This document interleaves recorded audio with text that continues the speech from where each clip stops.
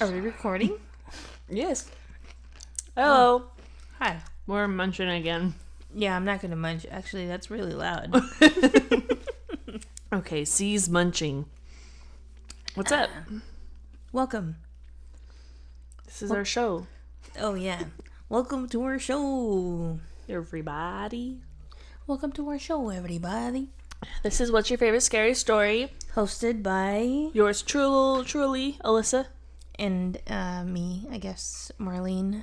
You guess? Marlenical. Marlenical. Alyssacal. And this is the podcast where you decide what we talk about. So This is What's Your Favorite Scary Story? Yeah, I said that already. Oh, you did? I did. Pay Oh. attention. Sorry, I'm It's just like your looking only at- job here. Hey, you know what? You know, now that we're back up in, we're up in the loft, Yes. you know, our studio, if you will. Mm-hmm. I got a TV up, Yes, you and I did. finally, after months and months and months of being deprived of visuals while we're recording, I finally have my usual earthly visuals going on. Earthly visuals. Earthly visuals, yeah. Early? Earthly visuals. But Earl yeah. Grey? Earl T? Yeah. V?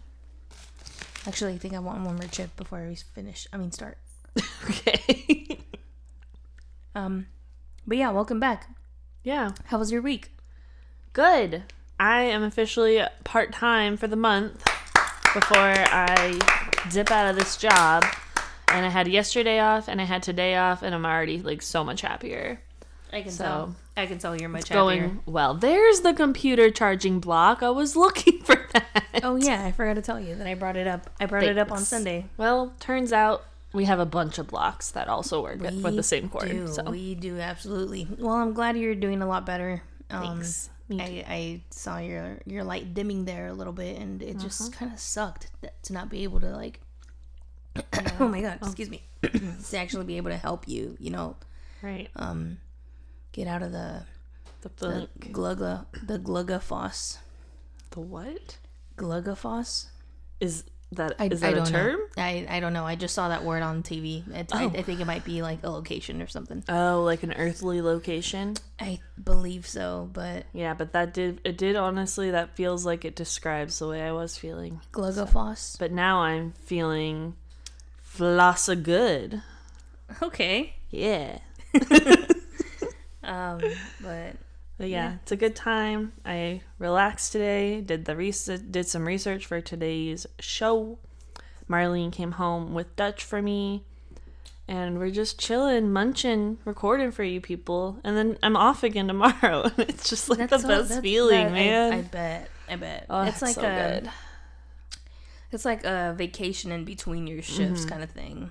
Really, though, because normally I was, like a normal, obviously, full-time job, working like 5 days here and there, and then I'd have a day off, and that was like my sanctuary. It's and not sometimes enough. I'd have to record or research on that day, It's not enough. and then I'd have to work for 4 more days, and Yeah, no. this is the opposite. I have like 4 days off, and then I work for like a day, and then I have 4 more days off, and money's gonna be tight, but That's I've fine. I've saved up my Dutch points for my coffee. Yeah, And we'll survive. We'll get through it. It's just 1 month. we'll figure it out. Yeah.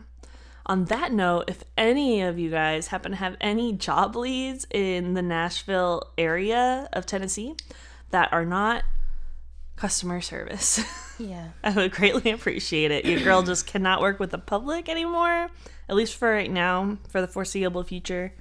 That's relatable, though. It's what dimmed my light, honestly. Yeah, it's pretty relatable. Having to put up that front, that fake, that facade. It's pretty and exhausting, and just dealing with Karens. with the people Yeah. and the corporate Karens, the people like higher up above us that don't understand how anything works. Yeah, like in the real world. I understand that things got to get done and they have to get done a certain way by a certain time and all that stuff. I just feel like sometimes people in higher management just lack the compassion, the empathy, and the understanding of what actually like is physically impossible. Right. And then like they'll see it get done, and then so they'll expect that from now on, but that's because someone freaking killed themselves and worked themselves to the bone to get it done right or on time. Right. And they don't see that. They just see, oh, well, it's possible, so everyone has to do it this way. Yeah, you know? for a minimum wage, right. so you better fucking do it, you know? Luckily, not, yeah.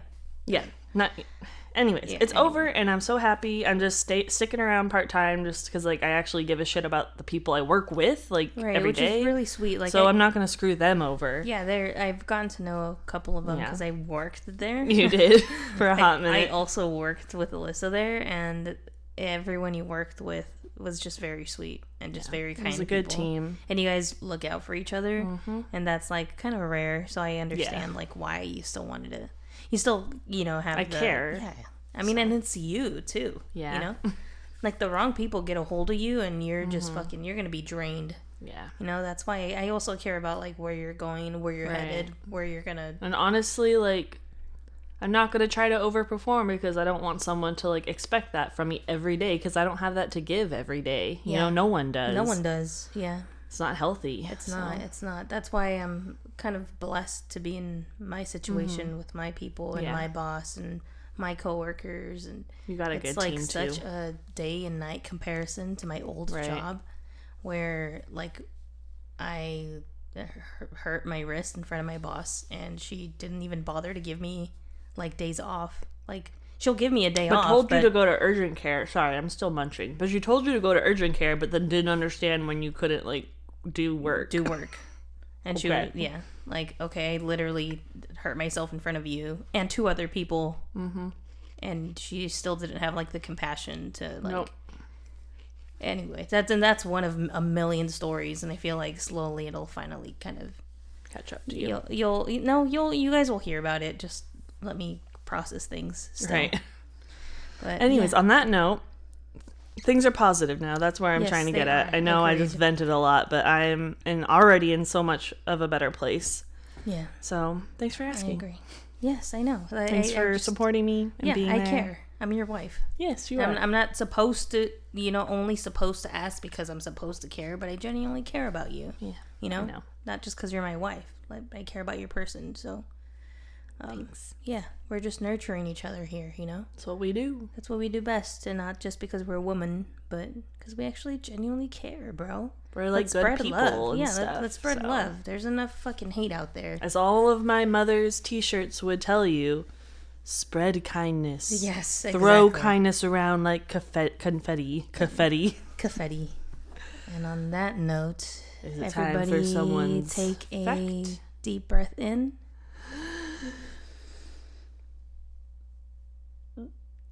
And a deep breath. That was supposed to be a lot more relaxing. My lungs are not built for that. It was supposed to be more relaxing, but... Sorry. Thank you for taking that time for breathing.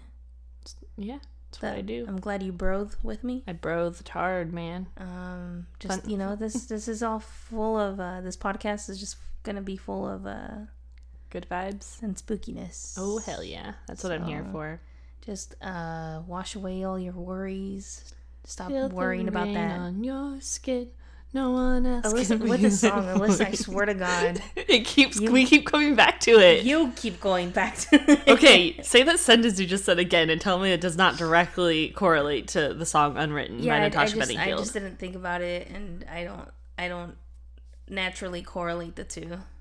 I don't think my mind doesn't go to that. I think it's going to come up every episode until you stop saying things that make sense with it. Well, I'm just trying to bring, some calmness to our listeners. And I'm sorry, I'm really bad at that. Yeah, I know. I'm just trying to, I'm trying to be at one, at peace. Okay. One with Mama Earth and the universe and, the rest. Right. But yes, I am ready for, are you ready for a not so fun fact? I am ready for your not so fun fact. Not so fun facts with marbles. Okay, so, I'm still kind of on, the space kind of, grind, I guess you can say, if you will, grind. I came across this article this morning about the Earth. Okay. And I read that in about 1 billion years, Earth's oxygen-rich atmosphere will vanish. How many years? In 1 billion years. Oh, okay. We're good. So why? It's because the sun's brightness increases by about 10% every billion years, raising surface temperatures and disrupting the planet's delicate balance.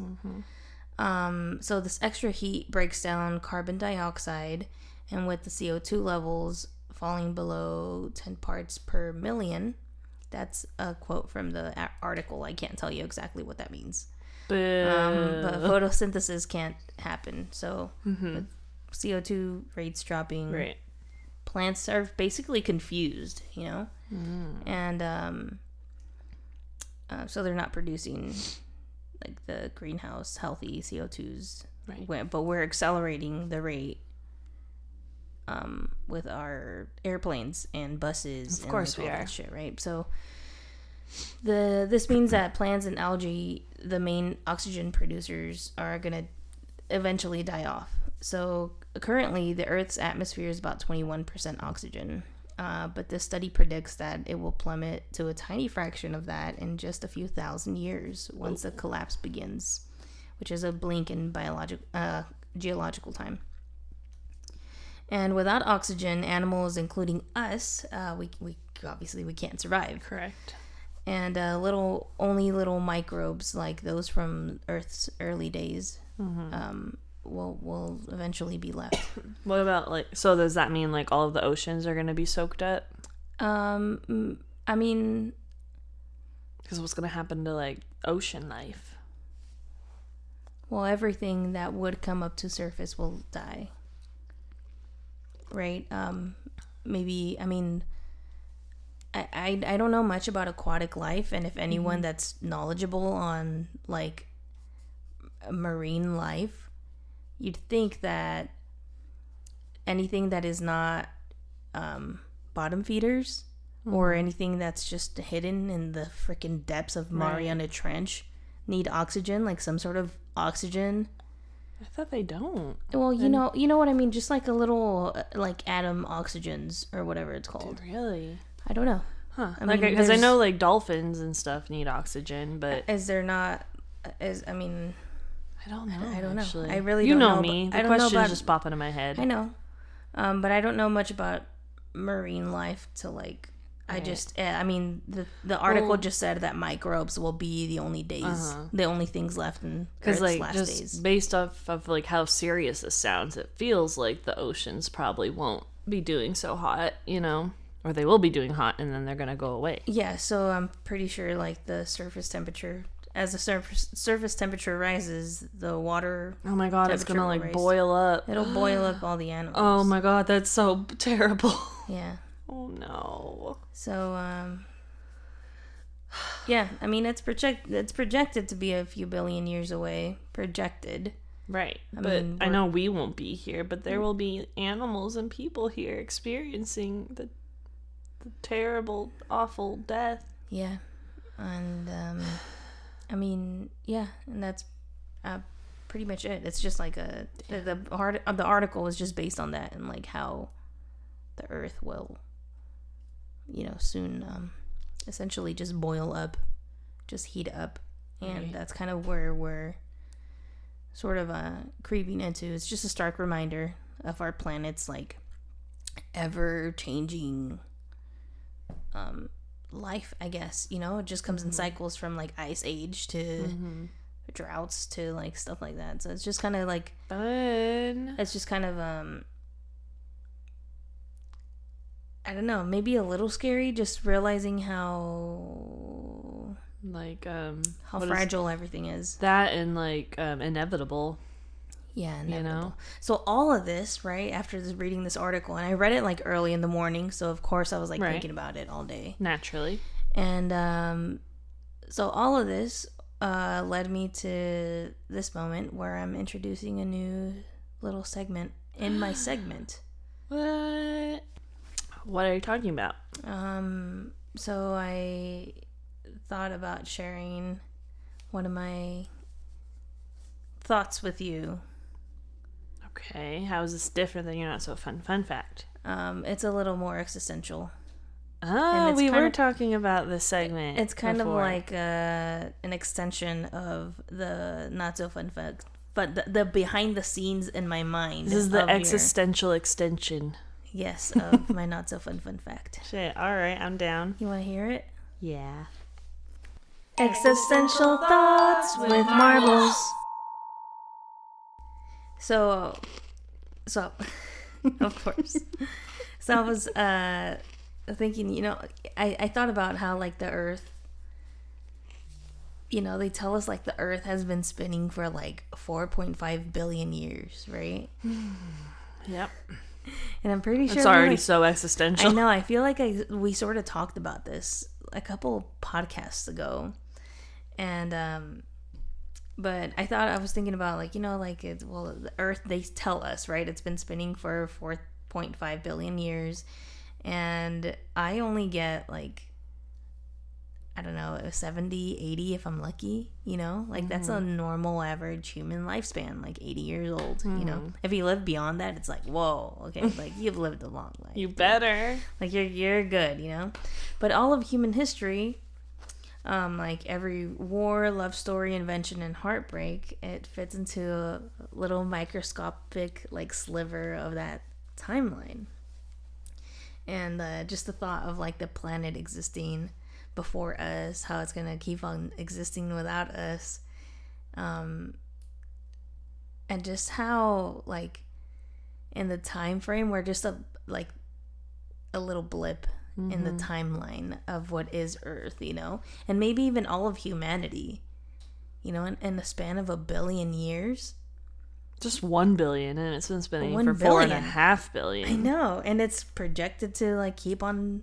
And then it's like, people are like, oh, well, that's only 3.5 more than the one, and I'm like, no, like, 1 billion in itself is just, like, an astronomically impossible thing to imagine how big that is. Yeah. So it's like, then another astronomical amount, and then 2.5 more after that. Like, that is insane and existential. Yeah, like, kind of, it used to make me spiral as, like, a kid. I bet. And that was probably a cause of my... Actually, by the way, that feather on me is kind of weird. It's from the pillows. The pillows? I feel like we used to experience... Because this is my mom's couch and pillows, and I feel like we experienced that when we were at her house. What the heck? Yeah. That's crazy. I guess. Anyway. We found a feather on her before recording. There was a feather on me, and I was like, what the fuck? But, yeah, so I was kind of course, not spiraling anymore, because this is just a normal thought in my brain now as adult me.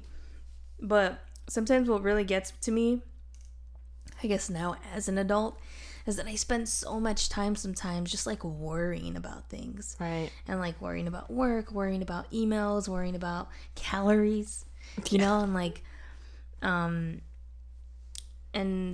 it's just the fact that, like, the universe is literally just, it keeps on expanding, and I'm here worried about what the fuck I ate for lunch, which, of course, granted, I should take care of myself, I should take care of my body and stuff, but, like,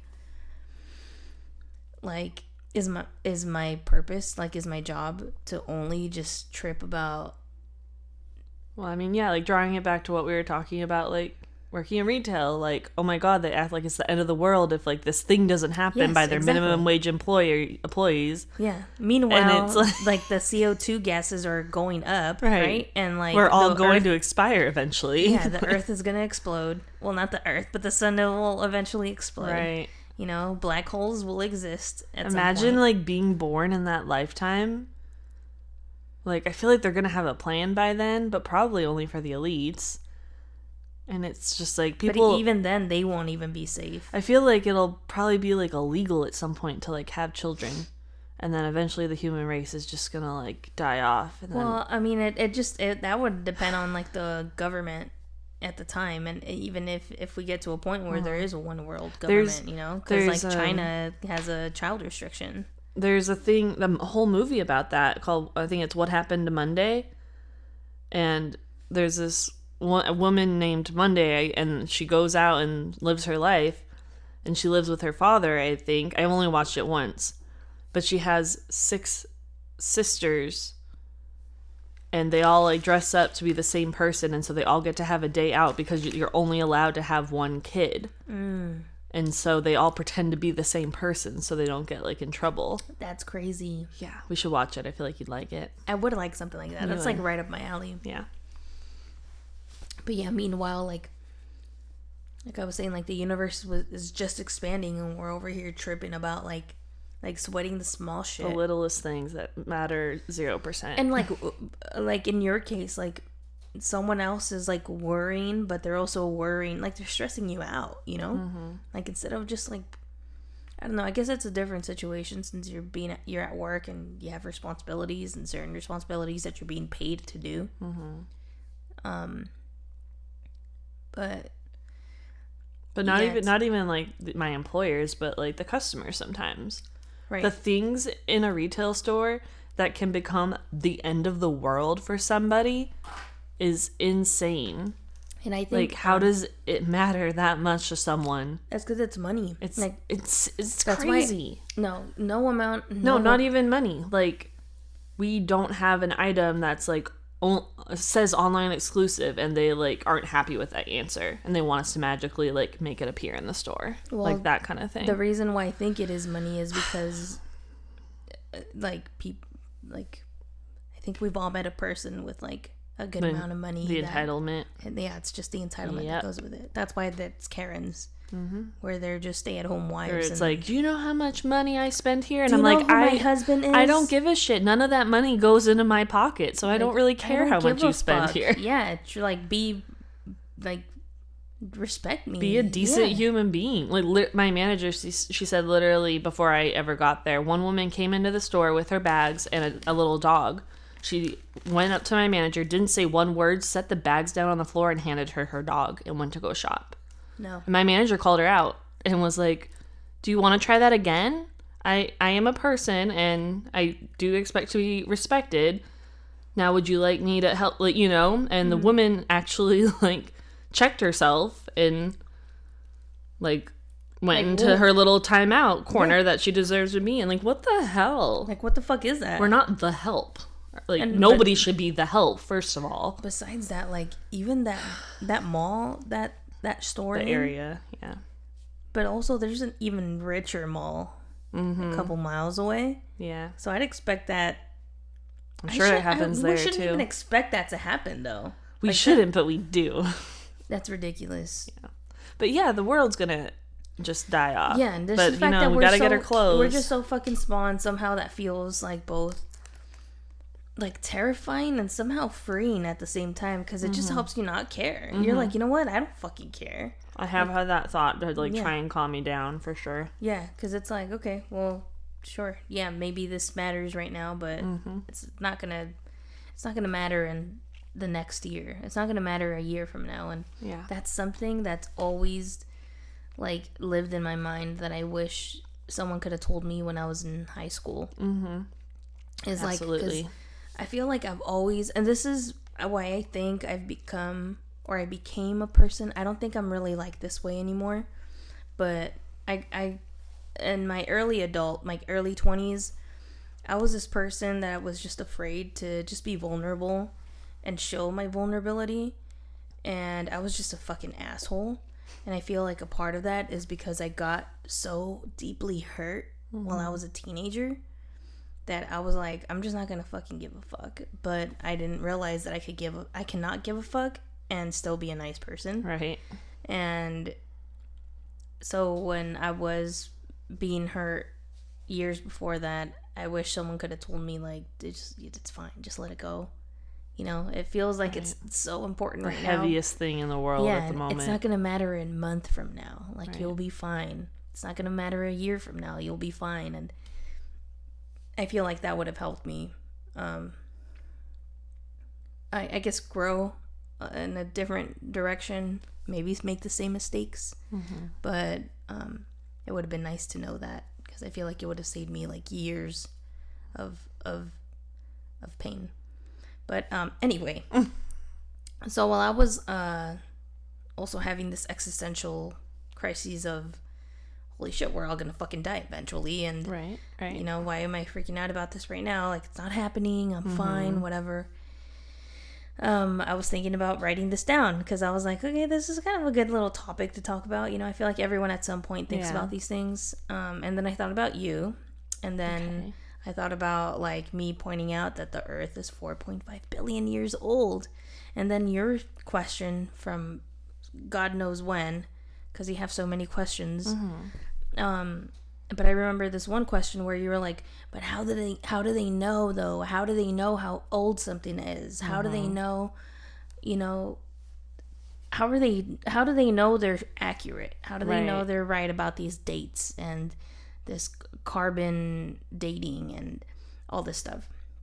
So I did a little research for you. Oh, if I can share it with you. Yes, that's why we're here. Yes. Not so fun facts with marbles.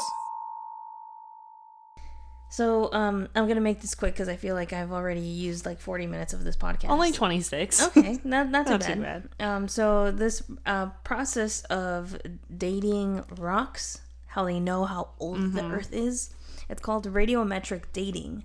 So the primary method, which works kind of like a cosmic stopwatch, it takes certain elements that are radioactive that naturally decay into other elements at a predictable rate. So I saw one that was it's uranium, and when uranium decays, it decays into lead. So they had this parent isotope, which is the uranium, the radioactive one, decaying into lead, which is called a daughter product. So the parent product is the main one that's decaying, and the parent daughter product is the daughter product is the one it's decaying into. Okay. So decay. The decay rate is called a half-life. So based on the known half-life, they calculate how long the decay has been happening, and it gives us the age of the rock. So they take a rock that is made of uranium. The things they detect in it is only uranium and lead. So the uranium is they get they know the age of the rock because of the decaying isotope in it. There's a reason I'm not a geologist. So it has equal parts. Confusing. Okay, let me just break it down a little bit. So if a rock has equal parts uranium and lead, it's about 4.47 billion years old, meaning it's been decaying for one full half-life, because uranium's half-life is at that 4.47 billion years. And now you know my next question. How do they know that is? So why we're so certain is because they've used multiple isotopes, and different isotopes, whether it's uranium, lead, rubidium, strontium. There's 3 different examples here. Potassium, argon. So they've used different isotopes, and they all each give consistent results when they're used on the same rocks or meteorites. So it's like asking multiple clocks what time it is, and they all say the same time. And the even older meteorites formed with the solar system, when they're dated, they're consistently giving, they show ages of 4.56 billion years. So it's kind of giving us a starting point of when our Earth was formed, because the radioactiveness in the meteorite is giving that date of the half-life of 4.56 billion years. She's giving old. Yeah, so there's also moon rocks that they've done cross-verification with, and moon rocks and earth rocks from early crust formations also show the same ages independently, confirming the timing. And according to this, it's just a basic physics. Physics. It says the decay rates of isotopes are based on nuclear physics and they don't change due to temperature, pressure, or environment, which is why they can get space rocks and Earth rocks and they date the same. Radioactive, like, date, I guess you can say. So essentially, to sum it up, we know that the Earth is 4.5 billion years old because of the radioactive elements in these rocks. They work like hourglasses.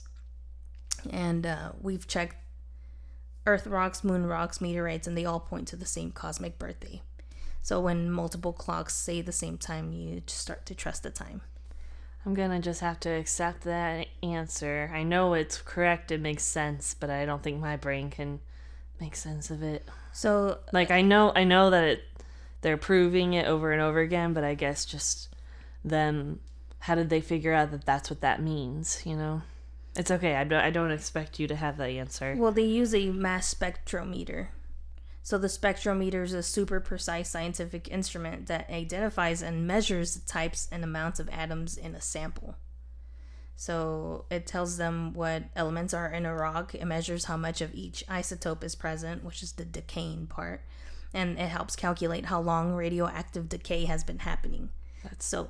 That's what I'm saying. Like, how did they get there? How did they build a machine to know how many is in there, and how did they figure out that how many is in there? It proves how old it is, you know? Yes. So the sample is vaporized and ionized, and these ions are shot through a magnetic field. Heavier particles bend less, and lighter ones bend more. And the machine detects where the ions land and how many of each type there are. So the scientists use that ratio to determine the age of the sample using decaying formulas. So they're breaking apart this rock into atoms, which is what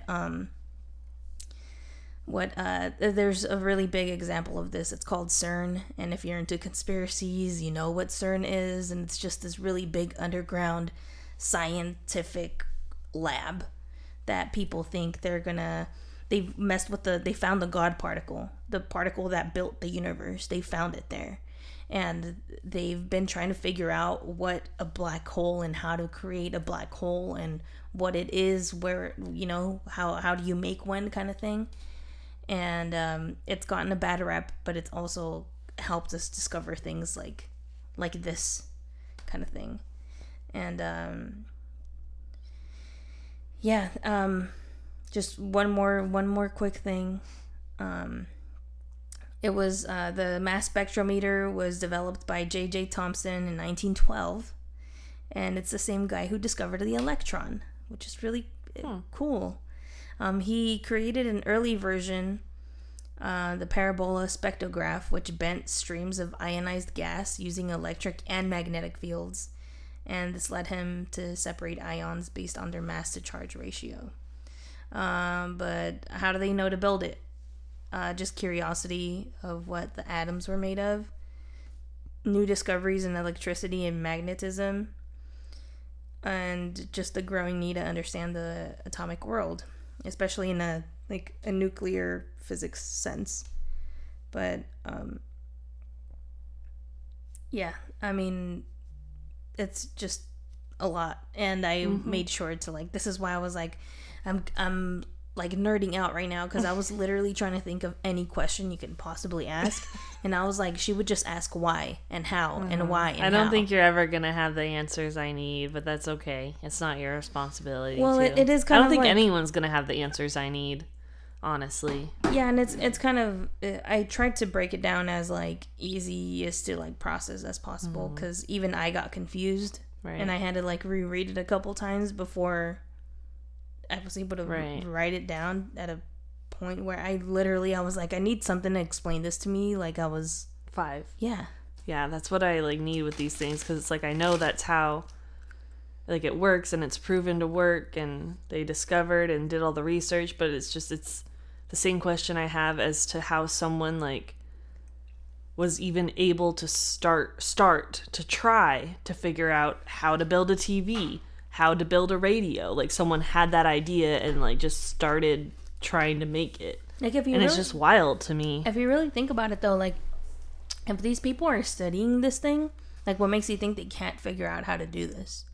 because like I work with machines too, essentially. I work with printers, and I feel like I always figure out a way of like getting some sort of contraption that'll help me with my process. And I have these ideas of like, if Canon printers, if I build this, I can sell it to Canon printer and like become a billionaire kind of thing. And I just feel like that's how it happens kind of thing. And it's not just themselves. Like he probably owns the copyright to it or whatever it's called, the patent. Right.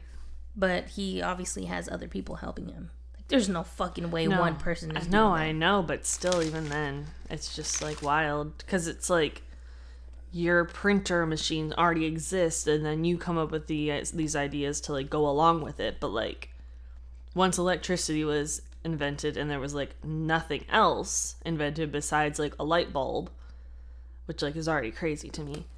But then they like had the idea to use like make video games to make it work with the TV. Like all the technology that was ever invented, like the first one to come up with like the telegraph, like... Well, just think of a Game Boy itself. A Game Boy itself, for a little button to move the image on the screen. That's crazy, dude. And we are not high. No, I promise. This is just how I think of everything, and so that's why... No, but same though. That's why we get along. That's why I married you. Yeah, but that's why you never have answers for me, because I just need more answers than there are available, I think. Yeah, and sometimes I'm like, babe, it just is, okay? And I'm like, I don't know. Why? No, but you're right. There are some things where, like, I literally provided answers for you, and you were like, yeah, but how, though? And it's so frustrating. Sorry. Sometimes. I know, and that's why I preface. I'm like, I just don't think the answer exists. The answer does not exist. I'm sorry. But on that note, we are at about 37 minutes now. So we should probably get into Maybe we should just cancel it and just wait for it to be next week. No, you already have your story. No, it's fine. It's a short story anyway, so we'll get through it pretty quick. It's fine. I miss our hour-long episodes, okay? But do the listeners do? Yes, they love listening to us talk. Do they really, though? Talk and talk and talk and talk. I don't think so. Well, they're gonna deal with it. I'm ready to go. All right, so... Payback, eh? Yep. So this week's topic was suggested by Lainey from Oregon. Lainey. Yay, thank you, Lainey. And Lainey suggested that we cover McMenamins Edgefield Hotel in Troutdale, Oregon. Huh. Have you heard of like McMenamins? No. No? Okay. All right, so located about 20 minutes east of Portland, this hotel was originally built in 1911 as what was called a poor farm.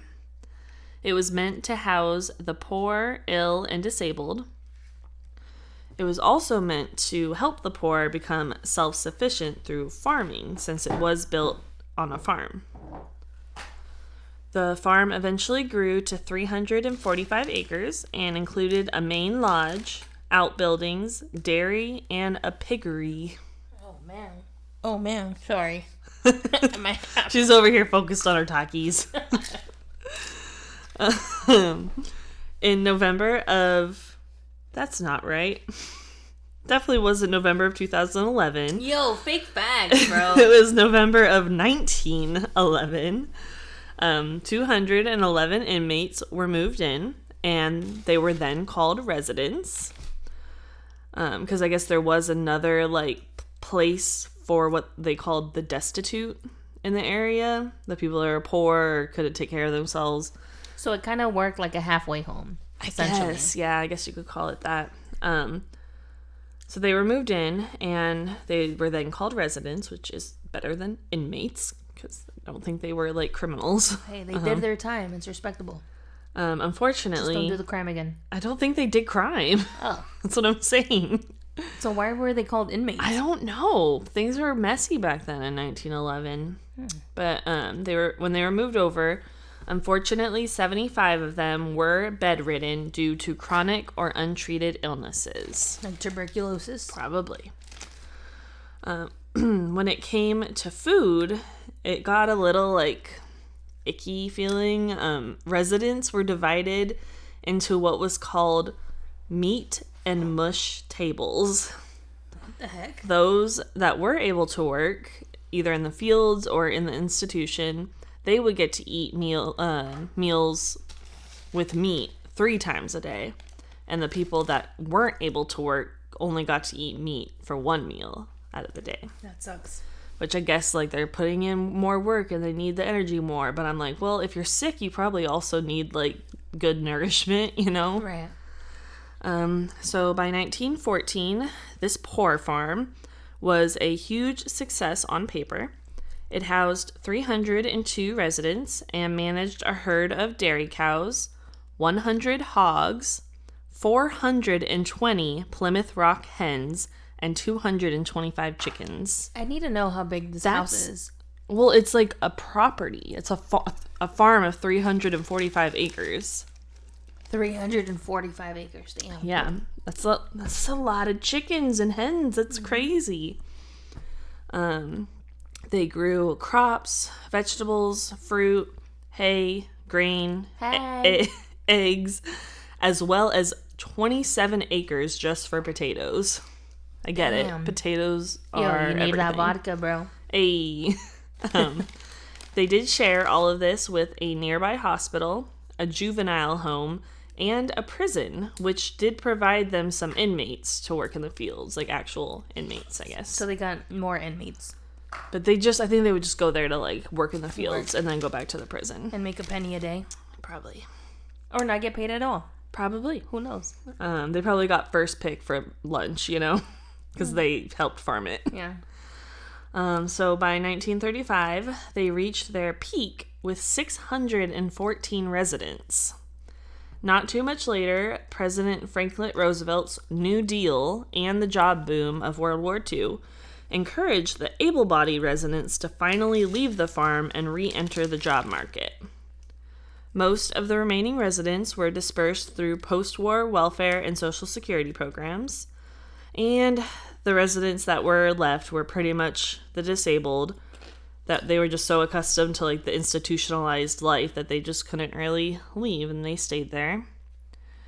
But eventually, the farm concept of this place was abandoned. In 1959, the county jail built on the site, like, because the land was just available. But I guess they didn't have any inmates that were going to help keep the farm thriving. Like, I don't know if they refused to work or I don't know. It was a little confusing. But basically the farm wasn't being kept up. The dairy herd was sold off in 1969 and the fields were leased out. In 1964, the main lodge was renamed Edgefield and became a nursing home. The first in Oregon to offer physical rehabilitation. So that's pretty cool. So the nursing home operated and everything, but it only did so until 1982 when the buildings closed and were pretty much abandoned. You think it was abandoned for like safety issue and nobody wanted to put like money into it, maybe? Maybe. I know that was like a thing after it was abandoned. Like, it didn't seem worth fixing up, you know? Right. Because only 3 years later, in 1985, the property was already so neglected and vandalized that it was declared dilapidated beyond repair and was set to be demolished. Oh, damn. Yeah. But the Troutdale Historical Society challenged the county, claiming the buildings were historic and should be protected, and preservationists were able to hold off the demolition for 5 years when finally, in 1990, the complex was purchased by microbrew pioneers Mike and Brian McMenamin. They were all over the pub and restaurant situation already, so they wanted to take a whack at the hotel industry. Damn. Yeah, McMenamins is like, it's like a thing in the Pacific Northwest. I haven't been to one, but it's like a pub restaurant situation that it's like everyone just like knows it for their vibes, I think. Yeah, maybe like a cooler Finneys. Maybe. A little more kitschy, I think. Like family oriented. Yeah. What, chicken nuggets? Probably. So the complex is now known as McMenamins Edgefield Hotel. and is on the National Register of Historic Places. It is a destination resort with pubs, restaurants, theaters, gardens, a golf course, a winery, a brewery, a distillery, and a concert venue. So is this building the hotel? So there was a few buildings that did get torn down, but they fought for like the one main building to stay because it was historic. I'm assuming they did the renovations. Yeah. Hopefully. Yeah, and they built more buildings there because they have all those like businesses on the property. And it is haunted. Of course. That's why we're here, man. You knew it was coming. So, with many ill people living there for years, I'm sure people died on the property, obviously. But I feel like that's not like necessarily what made it haunted. I guess when the McMenamins bought the place and started fixing it up, they performed a spirit cleansing to get rid of anything negative that may have been hanging out there. Okay. But during the cleansing, in room 215, they found animal bones arranged into a large pentagram. What the heck? So it looks like there's a very good chance that someone might have opened up something on the property, like some kind of ritual went down. Sacrificing, yeah, so that's no good. Jeez. There are also rumors of unmarked graves on the property, which could also be why there are some spirits that aren't at rest there. 2 of these graves are rumored to be of a mother and her child who died young due to chickenpox. It is also rumored that the mother and child never left Edgefield. The mother has been heard multiple times on the upper floors trying to calm her crying child. Oh no. She is also heard singing nursery rhymes almost every night at midnight. But people seem to be fine with these spirits, and a guest was even quoted saying her nursery rhymes are soothing. So it's kind of nice. What she's singing. I know, like which one, you know? I'm curious. Jack and Jill went up the hill. Gave that a little like, hey. Did I? Yeah, you're like, Jack and Jill went up the hill to fetch a pail of water. Jack fell down and broke his crown, and Jill went tumbling after. Wow, you know that rhyme a lot better Is than that I how do. it goes? I think so. Oh my god. Something like that for sure. I Maybe did not know what came next. Maybe it was a mom possessing me. Yeah, she came through to you for sure. She came in me. Nope. Unfortunately, not all spirits here are so comforting. One stormy night, a guest reported to management that she felt as if someone was watching her in her room. The manager went up to her room with her and did a thorough search of the room, and of course, he found nothing. But just as he turned to leave the room, both him and the guest heard a voice say, "Get out!" Oh, shit. The manager said that he felt the hairs on the back of his neck stand up, and the guest asked to change her room. And he was like, Understandably. nah, bro, you paid for this one. He's like, we're sold out, sorry. You want the presidential? No. Other guests report feeling what they've called ghostly hands pushing on their shoulders, back, and chest. Damn. When walking up and down the stairs, guests have heard whispers, and when they turn around, nothing is there. And to put the 2 of those things together, one staff member was helping a guest to their room, and when they were walking back down the stairs, they were pushed on their back. They said it was one of the scariest experiences of their life. Mm-hmm. I bet. Yeah, I'm afraid of just falling down the stairs in general. I've always thought of that, though. Like, that's one of my irrational thoughts of, like, what if a ghost just, like, pushes me off the stairs? Was it spicy? A little bit. Alyssa put my tip in her mouth. Shut up! We have impressionable listeners. Oh, yeah. I just licked the talkie dust off of her finger. Okay, shut up. Oh, yeah. Everything's fine. Impressionable listeners? Yes. That was good. Okay. But yeah. Pushed down the stairs. Not down the stairs. Pushed while going down the stairs, which is still scary.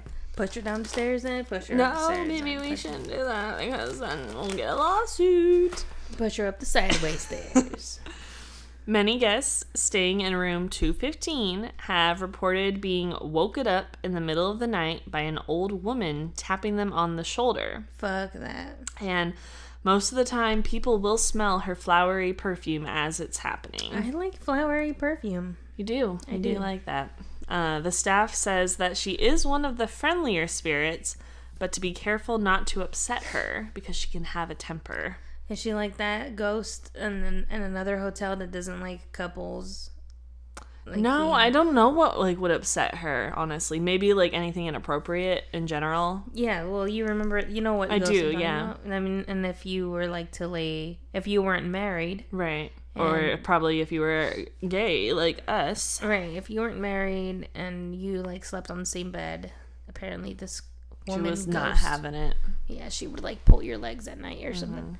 But yeah, so whatever upsets this lady, she has been known to lash out by flinging around guests' clothing and sometimes has thrown the clothing out the window. She's like, whoa! Imagine. And you just see you just see it spinning in a circle in the air. Yeah.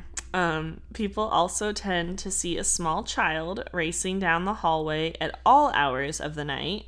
When they go to approach him to tell him to stop or ask where his parents are, he's like, this is my room! no, but he does disappear into a thin mist. Sierra mist. Sierras? Teton Mountain Range, USA? Primal Earth? God. Is that the Teton Mountains? It is. That one girl, Gabby Petito. Oh, is that where that happened? Is that what it is? I can find out in a second. Yes, give us 1 minute, please.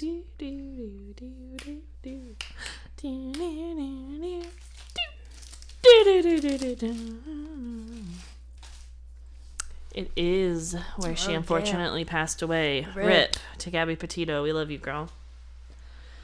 Anyways, not a true crime episode, but yeah, kid disappearing into Sierra Mist. Okay, so we are already kind of at the end here, sort of, but I got a little bit more for you. Okay. So McMenamins actually has a blog on their website. Nuh-uh. Where they addressed the hauntings in a post because they actually own other historical other properties on the National Historic Register in Oregon, some of which are also said to be haunted. Of course. Why else would they own it? Of course. They're like Zach Bagans. They gotta own it all. Right. Without the douchiness. Right. I don't know the guys. They could be douches for all I know. So the owners of the McMenamins, Brian and Mark or whatever. Nah, they brew shit. They brew shit. They seem they're in Portland. They seem like we like Portland people. Most likely they're bisexual right men with beanies and mustaches. Flannels, beanies and mustaches. Flannels, bisexual. Beanies, and mustaches. What else can you ask for? They probably touch each other's butt cheeks. They are brothers. Oh shit! I think. I'm pretty sure they're brothers. Right. Sorry, my bad. Sorry, McMinnville. McMenamins. Oh. I think McMinnville is a city It's a here. place, yeah. It's a town here. Anyway, yeah, they have a blog on their website, and they address the hauntings in the post. So they included some reportings in this post about Edgefield specifically. So I'm going to read a few of those. They're pretty short. But people can also comment on this blog. So I'm also going to read a few of those comments. Okay. And all of these are going to be direct quotes. Alrighty. Okay. I was doing housekeeping about a month ago, and I was standing at the foot of the bed when suddenly I felt something firmly grab my ankle and not let go until I jumped away. I looked under the bed and there was nothing there. Fuck that. Freaked me out a little. What the fuck? Little? Something grabbed you? I'm sorry. That's one of my biggest fears. Yeah, same. Is something grabbing me from under the bed. Besides Arlo. Yeah, and so when I see Arlo on the bed, I feel a little better, but I still am kind of scared, and I'm a little fast about getting into bed. What if? That's why... Because then I know it's not him. Yeah, it's the fucking boogeyman, bro. Yeah. I don't like it. That's why we need to like shove a bunch of shit under our bed so that at least no person can't be hiding out. Did you ever see that? Did you watch Rugrats growing up? Do you remember the episode of The Boogeyman with Chucky Finster? Like, vaguely, not really though. That episode, I like resonated so much with it as a little girl. I was the one. That's it. I was the one that watched the Disney Channel original movie Don't Look Under the Bed and like enjoyed the hell out. It was creepy. That was like probably their creepiest movie. My brother and my sister loved that shit. I loved it so much. I also love spooky stuff, so yeah. But not in real life when it's grabbing my ankle. All right, next quote. A woman informed us at checkout that she awoke to someone standing over her. That afternoon, housekeeping re-entered the room after cleaning it to find pillows tossed around. Housekeeping. Housekeeping. Then we had another guest feel a tap on her chest in the middle of the night. Nope. Yep. And last one that was posted by the business on the blog. I was taking a shower, then all of a sudden I felt a hand grab my butt. I screamed and grabbed my towel to dry off and get my clothes on. Right as I spotted my shirt, it flew up in the air. What the fuck? Imagine. Okay, that is like a horror thing though, because like when you have like shampoo on your face and like you're just like, oh, you're like extra vulnerable. Yes. Okay. I remember I used to shower. It annoyed my family so much because I used to wet the whole floor. But I used to have to shower with the curtain open. Oh. Because I couldn't risk just feeling like something's behind the screen. I get it for sure. Yeah. I'd always have I'd have to take the mop with me and like put the mop head like next to the tub Hey, at least you took care of it. Well, yeah, after like my sister or my dad was like, no, you have to put this here, kind of thing. Yeah. Oh, my dad would not have let that fly. Yeah, no, because there was a huge ass puddle in like the entrance of the door, and I knew it was there, so I would just jump over it and never take care of it. And someone told me like I need to take care of it, and I was like, okay. Okay, so the rest of these were the comments on the post from people that just stayed there. And these are going to be a bit longer. I stayed the night at Edgefield in early July and once in Tacoma Elks Lodge and had the same experience at both. Whoa, portals. Portals! One time with my wife and kids and once only with my wife. We were fast asleep and right around 2:30, 3 in the morning, we heard our front door slam as if someone carelessly just let it latch on its own, followed by what sounded like multiple people speed walking down the hall. I talked to the front desk to ask if they can run security tapes or tell me if someone asked for a spare room key. They told us that there was nothing out of the ordinary and no one has entered the building or even anyone out in the hallway during the time we reported it. Dang. That's such a specific thing to happen at two different places. Yeah, and just uncomfortable. Yeah. Like, what the fuck? Ugh. And they probably say it at the other one because they were like, well, this one fucked up, so let me stay at the other one. That sucks. He's like, I really loved their breakfast, so I'm just going to stay one night, and the same thing fucking happens. He's like, damn, I can't get a night's sleep with these places. Okay, next one.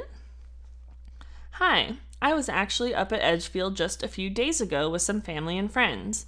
They all went off to do things, so I walked around and eventually went up to one of the upstairs porches because the downstairs porches are always full. Anyway, I was up on the porch reading a book.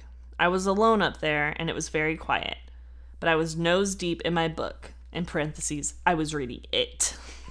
Stephen King's It. All of a sudden, a tall, dark figure caught my eye from the other side of the porch. It was turning toward the doors to go inside, but then it was gone. I know that Edgefield is haunted and I can see spirits. There are 2 in my house and I have seen some in other places as well. But whenever I see one, it does still catch me off guard. I had this gut feeling that it was the spirit of a Confederate soldier that I had just seen. But I felt a little crazy because I didn't know why I was feeling such a specific feeling. So a few hours later, I bought the book on Edgefield history in the gift shop.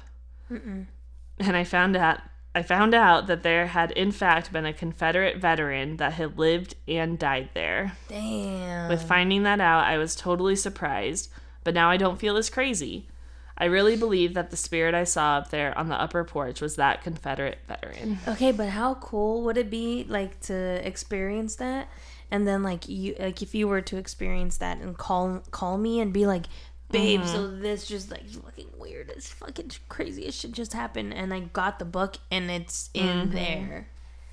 Like, it just confirmed, like, it confirmed their thoughts, like, everything. Yeah, they just like, why would they experienced randomly think that? Because it didn't sound like it looked like a Confederate person. So what is that, like a clairvoyant almost? I think like a medium, Psychic? maybe. Medium? Yeah. Because there's all different kinds and spectrums of that talent. My mom would just be like, estás loca. You're crazy. That's what you are. Like, yeah, you're right. No, I mean, Mom, you've seen something too, remember? Yeah, you gotta have a daiquiri in her. A daiquiri? Oh, yeah. I thought you were saying a different word there for a second. A daiquiri in her before she starts talking about it, because it freaks her out. No, I get it. She is very sensitive about those things, for sure. Okay, I've got one more for you, and it is a long one, but a good one. Not 37 minutes long? Not 37 minutes long. My name is Jason. I'm 45 years old. Hi, Jason. I stayed in a room at the Edgefield with my girlfriend, who is now my wife. Congratulations, Jason. When I turned 21 years old. So this is an old story. This is like 24 years previous to this. Old. I don't even know when his comment was. I'm just saying his story is old. It was just a random idea we planned for my birthday, to just chill out and do all the pubs on the property to drink and eat food. That's fun. Yay! And also experience staying in the old hotel for the night. At the time, we had no clue of how haunted the property was. We've heard short stories about the history there, and also have had multiple friends that have worked there mention stories of paranormal experiences employees and guests have had. But at 21 years old and beer thirsty, we never thought twice about the stories. LOL. Right. I mean, once you're a little drunk, you're just going to be like, fuck it. So, after a long afternoon of good brews and food, we headed to our room we booked on the top floor. I don't remember what room number we stayed in. All I remember is it was down a long hallway. When we got to our room, we realized there were no TVs or a restroom in our room. A restroom in the room? Only desk lamps lit the big vintage-style room. What the heck? I soon found out the restroom situation way down the hallway outside the room. When I opened the door to the restroom, I instantly had a strange feeling walking in. The bathroom was big and had that old-school vintage feel to it. As I looked around, making my way to the urinal along the wall, I felt as if someone was watching me the whole time. Gross. Like someone was in there with me, but there was nobody but me. I shrugged it off like, whatever. I visited the restroom a few times before sleep time. We were up until around midnight doing adult things, winky face. Okay, playing Jason, poker, right. Porker? Oh, okay. Oh, poke her. He was poking her. Right. Still a little buzzed from the 6 gallons of beer I drank earlier. Dang. I woke up around 3 a.m. to visit the bathroom again down the hallway. As I made my way down the hallway to the restroom, I couldn't help but notice the strange, odd paintings on the wall, feeling like the paintings were looking back at me as I walked by them. As I walked into the bathroom, I had that anxiety feeling of someone watching me again. So this time, I ducked down and checked the toilet stalls to make sure nobody was there. I saw nobody in any of the stalls and felt better about it. The anxiety wasn't as bad. FYI, there are about a dozen toilet stalls and a long old-school urinal along the wall. Big bathroom. So, as I walked up to the urinal on the wall, I looked around, left and right, one last time before I faced the urinal with my back to the toilet stalls. As soon as I started peeing, I instantly felt like someone was standing directly behind me, next to me, as I peed. I kept looking left, right, and behind me. I felt whatever was there was very aggressive about letting me know it was there. I wasn't scared, but very curious about the overwhelming feelings I was having. As I finished my whiz, I obviously had to look down to tuck myself back into my shorts for about 5 seconds. As I was tucking it back into the shorts, no joke, a stall door opened directly behind me. I froze, standing there in complete shock. It was so spooky I couldn't even move to look at who it was or what it was. And I honestly could not move. Like it wouldn't let me move or look at it. I listened to whatever or whoever it was walk to the door entrance, leaving the bathroom. As soon as it opened the door to leave the bathroom, I finally was able to move and look towards the door entrance. And what I saw was a person's body quickly exiting the bathroom door as it closed. I literally ran to the door with the thought of, who or what the hell was that? I made it to the door in about 3 seconds, opened the door quickly, looking both directions down the hallway, and there was nobody there. And there was absolutely no way someone could have disappeared into a nearby room without me seeing them. No way. As I walked quickly back to our room, which was about 30 yards away, I swear on my life that whoever was in that bathroom with me was now staring at me again through the paintings on the walls down the hallway. Yeah. Every painting I looked at on the way back to her room was staring at me. Like in the Haunted Mansion. Yeah. I'm no pushover, nor am I a drunk dummy, LOL. I'm a believer in only what I see or feel myself. And I'm telling you all right now, the Edgefield is absolutely haunted. I saw it with my own eyes. Damn. And that was the McMenamins Edgefield Hotel. Damn, that was good. I thought so. That last story with the ghost, the ghost was probably pissed because he was like, you didn't let me hold it while you peed. No, he was like, I was pooping, man. You interrupted me and now I can't finish. I didn't poop. I don't know why he's Southern. We're in Oregon, but you know. I didn't pee. I pooped. And you disrupted my poo. And I wanted to hold it while you went and you didn't let me go. Touch it while you went. Whoa, this is getting weird. Sorry, I'm so sorry. Oh my god, just cancel. Okay. Just cancel me already. But yeah, that was good. I've heard of like the McMenamins restaurants and everything, but I did not know they had a haunted hotel too. And this is like supposedly the most haunted place in Oregon I found in my research. So thank you, Lainey. Yeah, thank you for bringing this to my attention. Yeah, it's a good one. Good stories. It's like a little different, I feel like, than what we normally hear. That was a lot different, yeah. Yeah, it was good. We don't really cover haunted hotels. Yeah, we don't do that often. It's been a minute since we've had a haunted story, I feel like. That's true, yeah. A ghostly encounter. I appreciated it. Thank you, Lainey. Thank you, everyone listening. And if you want to hear your ideas covered on the podcast like Lainey, where should they send those ideas to? You can send them over to whatsyourfavoritescarystory @gmail.com, or you can send them over to our Instagram DMs, which is also going to be at whatsyourfavoritescarystory.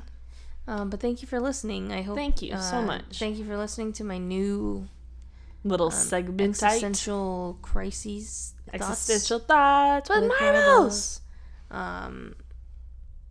Yeah, we'll maybe keep introducing some here and there. Maybe I feel like you either need to do a not so fun fun-fact or an existential thought. Yeah, because that got long. Maybe I should just do my own podcast. You know, with it, and I'll just be blabbing. I would just blab. I wouldn't.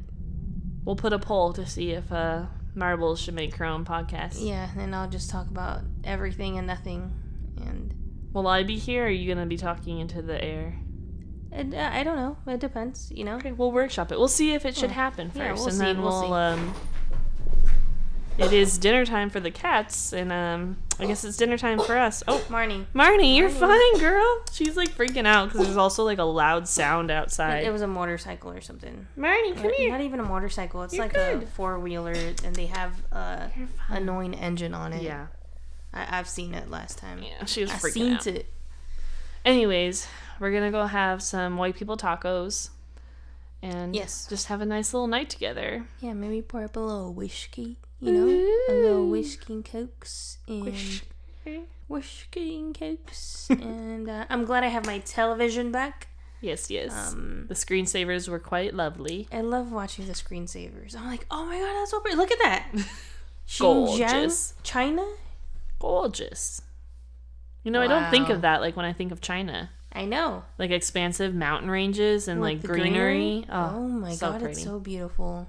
Wow. All right. On that note, we hope you guys have as beautiful a week as Xinjiang, China is. Beautiful. Yes. And we'll talk to you next week. And until then, stay spooky. Spooky! Spooky!